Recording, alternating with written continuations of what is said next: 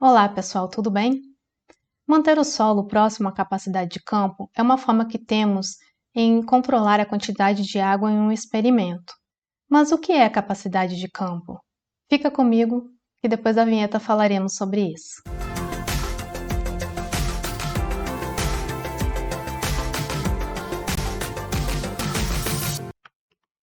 Eu sou a professora Dani e hoje vamos falar um pouquinho de solo e sobre a capacidade de campo.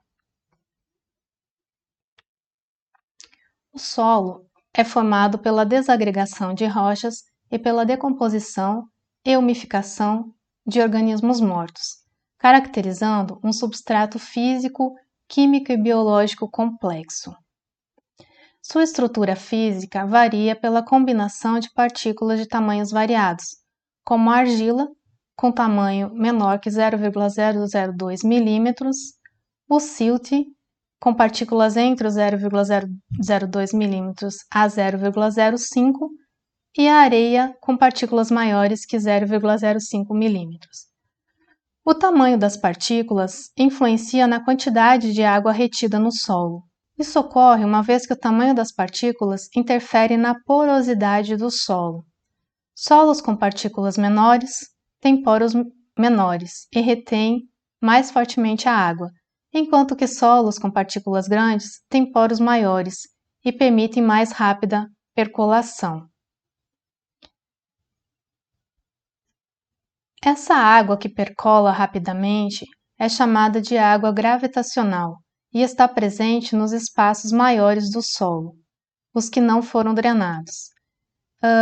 Geralmente a água gravitacional ela aparece logo depois de chuva ou de irrigação. E por gravidade essa água se desloca saindo da região das raízes. A água dos poros maiores é drenada devido à força da gravidade. E a água que permanece no solo, retida entre as partículas de solo em poros capilares e microcapilares, é denominada água capilar. É a que está prontamente disponível para a planta. Nesse ponto, logo após a drenagem do solo, é que ele fica no que chamamos capacidade de campo. À medida que o solo seca, fica mais difícil a retirada da água pela planta, pois resta somente aquela água que está dissolvida ou quimicamente ligada às partículas do solo, chamada de água higroscópica, que a planta não consegue retirar. Essa água só sai por evaporação em altas temperaturas. Se um solo seca a ponto de manter somente a água higroscópica, as plantas alcançam o ponto de murcha permanente, quando não conseguem mais absorver água e acabam morrendo.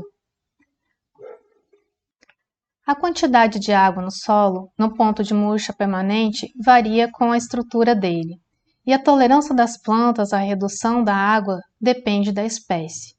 Nesse ponto, nenhuma planta consegue absorver água, porém, algumas plantas podem não conseguir mais absorver mesmo antes do solo se encontrar somente com essa água higroscópica. A capacidade de campo é a quantidade máxima de água que um solo retém depois da água gravitacional ter sido drenada. Assim, após a saturação do solo pela água da chuva ou pela irrigação, o excesso de água é drenado devido à força da gravidade até entrar em equilíbrio, quando não há mais água para escorrer. Neste momento, o solo se encontra na capacidade de campo. Então, para que a gente consiga manter o solo próximo à capacidade de campo, a gente precisa fazer a pesagem do solo seco, encharcá-lo, deixar a água escorrer até estar completamente drenada e pesar novamente, pegando essa diferença de peso entre o peso da terra na próxima capacidade de campo e o peso do solo seco. Assim a gente consegue manter a água controlada então nos experimentos. Muito obrigada, até a próxima!